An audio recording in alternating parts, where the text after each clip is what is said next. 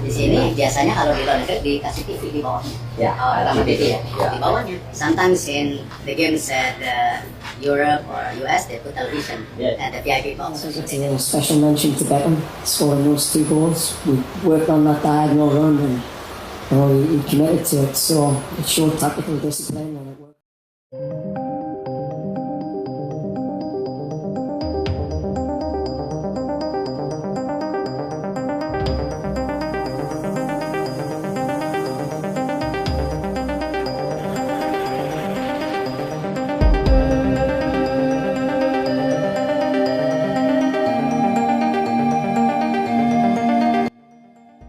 Tak mau buang-buang uang negara untuk kalah di Piala AFF, jabatan Erick Thohir dipertaruhkan demi timnas Indonesia begini.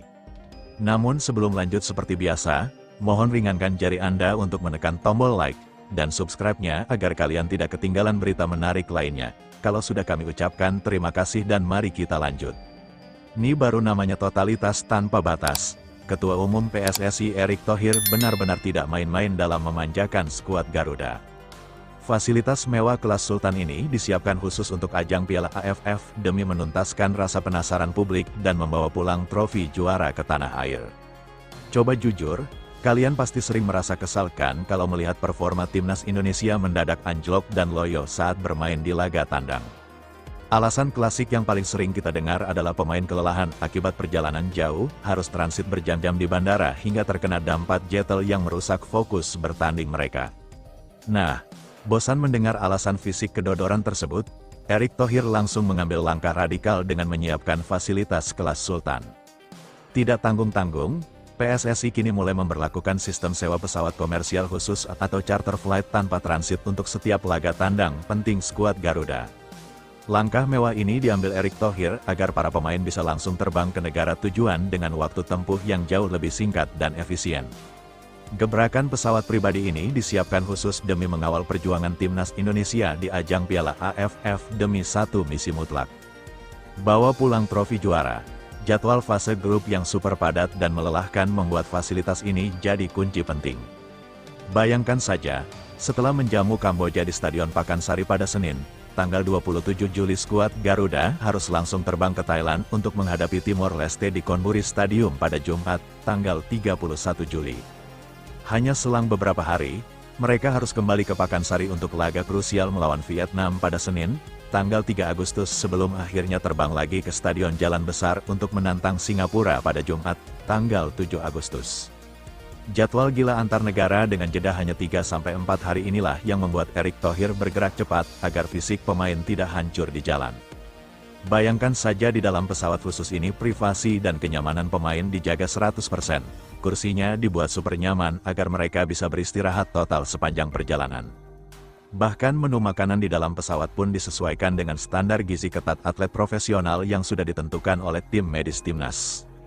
Tujuan Erick Thohir cuma satu, memastikan anak asuh timnas tiba di negara lawan dalam kondisi fisik yang segar bugar, berstamina penuh, dan langsung siap tempur di lapangan. Langkah penyediaan pesawat khusus ini juga menjadi bukti nyata bahwa PSSI kini sangat peka terhadap detail-detail kecil yang bisa mempengaruhi hasil pertandingan. Di era sepak bola modern, efisiensi waktu dan kenyamanan pemain bukan lagi sebuah kemewahan, melainkan kebutuhan mutlak untuk bersaing di level tertinggi. Erick Thohir tampaknya sadar betul bahwa untuk menciptakan tim bermental juara, lingkungan di sekitar mereka pun harus dikelola secara profesional tanpa ada celah sedikit pun. Respons publik di jagat maya pun langsung pecah begitu kabar fasilitas Sultan ini berembus. Mayoritas fans Garuda memuji habis-habisan kebijakan ini karena dinilai sebagai investasi jangka panjang yang sangat krusial demi menjaga martabat sepak bola Indonesia di mata dunia.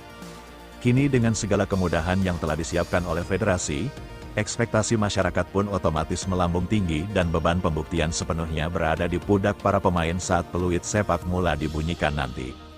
Tapi tunggu dulu, di balik fasilitas mewah kelas Sultan ini, sebenarnya ada pesan atau gertakan terselubung yang dikirimkan oleh Erick Thohir kepada seluruh pemain.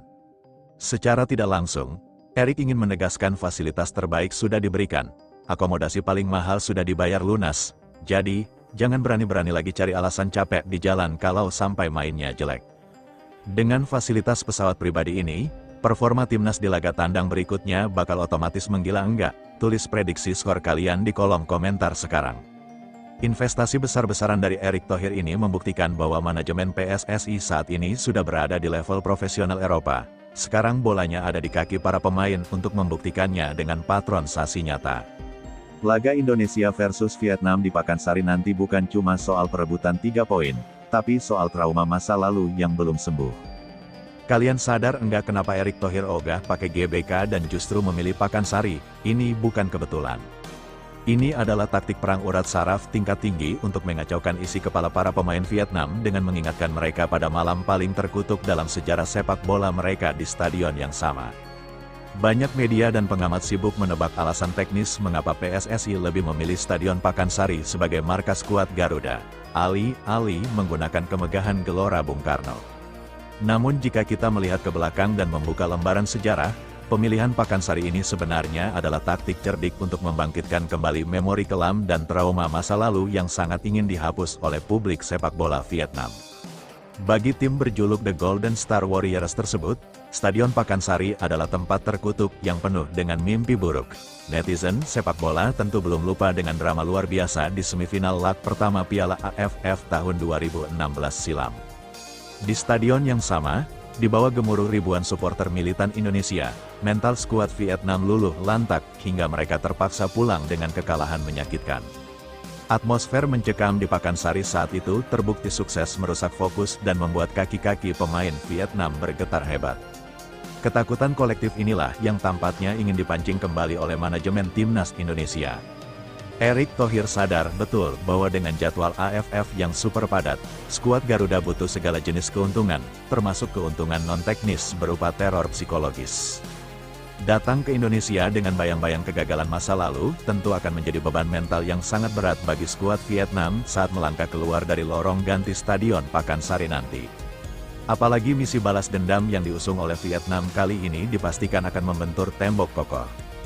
Berbeda dengan skuad tahun 2016, timnas Indonesia yang sekarang telah menjelma menjadi monster menakutkan yang dipersenjatai dengan kedalaman skuad kelas dunia, taktik modern, serta fasilitas mewah sekelas zat pribadi untuk menjaga kebugaran fisik mereka. Apalagi PSSI juga sudah menyiapkan kejutan besar di luar lapangan yang dijamin bikin pihak lawan makin kelabakan. Erick Thohir kabarnya sengaja menginstruksikan agar seluruh tiket di tribun ekonomi hingga VIP diborong habis oleh supporter lokal tanpa menyisakan ruang sedikit pun bagi pendukung tim tamu untuk bernapas. Rencana blokade total ini senyaya dibuat agar sepanjang 90 menit pertandingan telinga para pemain Vietnam hanya akan mendengar gemuruh yel-yel intimidasi yang siap meruntuhkan sisa-sisa fokus mereka. Kini pertanyaannya tinggal satu. Mampukah atmosfer angker Stadion Pakansari kembali memakan korban dan membuat Vietnam bertekuk lutut untuk kesekian kalinya, atau justru mereka yang berhasil menghapus kutukan masa lalu tersebut? Satu hal yang pasti, publik Bogor siap mengubah stadion ini menjadi neraka bagi tim tamu. Tulis prediksi skor kalian untuk laga panas Indonesia melawan Vietnam ini di kolom komentar di bawah. Dan jangan lupa untuk klik like, share, serta subscribe channel ini agar kalian tidak ketinggalan info-info paling update dan mendalam seputar perjuangan skuad Garuda di Piala AFF.